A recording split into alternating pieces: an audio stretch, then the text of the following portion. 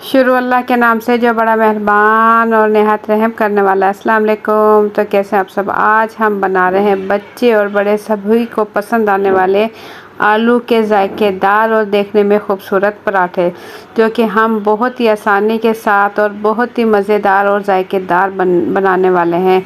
तो वीडियो को स्किप किए बगैर पूरी देखिएगा ताकि आप जान सकें कि ज़बरदस्त आलू के पराठे बहुत ही इजी तरीके से हम कैसे तैयार करेंगे।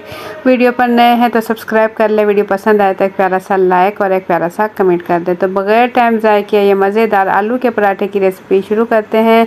बिस्मिल्लाहिर्रहमानिर्रहीम। जायके से भरपूर आलू के पराठे बनाने के लिए यहाँ हम ले लेंगे स्पेशल आटा। मैदे से नहीं बनाएंगे, स्पेशल आटे से बनाएंगे, क्योंकि स्पेशल आटे से बनाए हुए आलू के पराठे बहुत ही क्रिस्पी और मज़ेदार तैयार होंगे। 2 कप मेज़रमेंट के हिसाब से हमने लिए 2 कप आटे के और आधा चाय का चम्मच हम ले लेंगे नमक मेरे पास पिंक है, आपके पास सिंपल नमक है वो ले लें। पिंक नमक है तो बहुत ज़बरदस्त है, क्योंकि सेहत के लिए बहुत ही अच्छा होता है।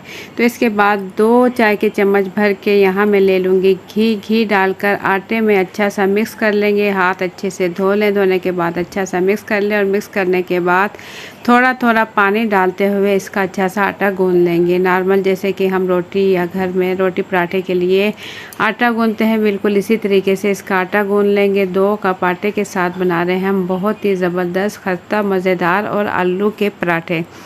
तो यहाँ आटा मैं गूंद चुकी हूँ, इसे निकाल लेंगे हम कटोरी में। और इसके बाद यहाँ मैंने ले लिए हैं आलू। ये मेरे पास है 5 मीडियम साइज़ के आलू है। इसे मैंने उबाल लिया और उबालने के बाद इसे छील लेंगे। छीलने के बाद कद्दूकश करके हम इसे कद्दूकश कर लेंगे, क्योंकि मैश नहीं करेंगे। हम आलू के पराठे बनाएंगे, बिल्कुल बारीक जो है आलू का मिक्सचर तैयार करें, तो इसके लिए लाजमी है आप इसे कद्दूकश कर लें। ये देखें बहुत ही आसानी के साथ 2 से 3 मिनट में ही आलू आप कद्दूकश कर सकते हैं। बहुत ही कम टाइम में ये आलू कद्दूकश कर चुकी हूँ। और इसके बाद यहाँ मैंने ले लिया है हरा धनिया मैंने साफ़ कर लिया, हल्की हल्की सी डंडियाँ रखी इसकी और इसे मैंने धो लिया। धोने के बाद इसे हम काट लेंगे। धनिया तकरीबन 1 कप हरा धनिया ले लें, आप कम ज़्यादा भी ले सकते हैं हरा धनिया। और हरा धनिया लेने के बाद इसके अंदर हम पिसे हुए मसाले शामिल करेंगे, स्पाइसी शामिल करेंगे। प्याज और टमाटर का इस्तेमाल इसमें नहीं करेंगे। तो इसके बाद इसमें हम मसाले डालेंगे। मसालों में नमक ले लेंगे, 1/4 चाय का चम्मच नमक ले लेंगे और इसके अंदर डाल लेंगे कुटी हुई लाल मिर्च। यहाँ मैंने ले ली है 1 चाय का चम्मच। ज़ीरा ले लेंगे 1 चाय का चम्मच, छोटी चम्मच है मेरे पास। कुटा हुआ सूखा धनिया ले लेंगे 2 चाय के चम्मच।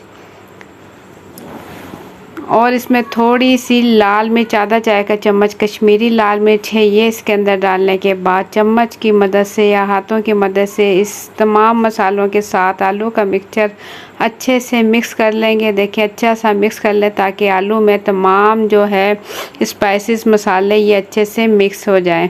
3 से 4 मिनट इसे अच्छा सा मिक्स करें। अच्छा सा देखें मिक्स हो चुका है, तमाम मसाले आलू के मिक्सचर में अच्छे से मिक्स हो चुके हैं। और इसके बाद हम जो है पराठे तैयार करेंगे।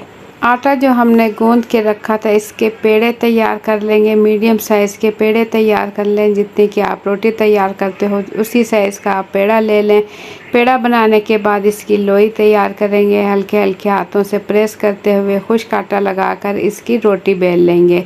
तो रोटी यहाँ बेल चुकी हूँ। इसके ऊपर जो आलू का मिक्सचर हमने तैयार किया था पूरी रोटी पर हाथों से अच्छा सा मिक्सचर पूरी रोटी पर फैला देंगे।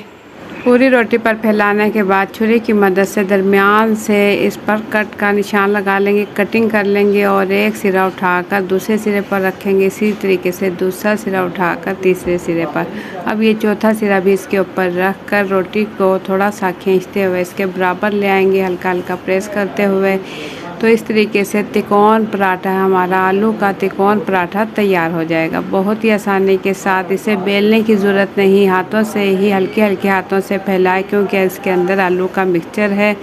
तो हाथों से ही फैलाते हुए इसका तिकोन पराठा हम तैयार कर लेंगे। और मज़ीद इसे खूबसूरत बनाने के लिए इस पर थोड़ी सी कलवंजी इसके ऊपर छिड़क देंगे और हरी मिर्च बिल्कुल बारीक कटिंग करने के बाद हरी मिर्च इसके ऊपर रख देंगे और इसे हल्के हल्के हाथों से प्रेस करके दबाते हुए इसमें चिपका देंगे ताकि पराठे के अंदर ये अच्छे से चिपक जाए और इसके बाद जो पराठा चटपटा तैयार होगा तो मज़ा आ जाएगा।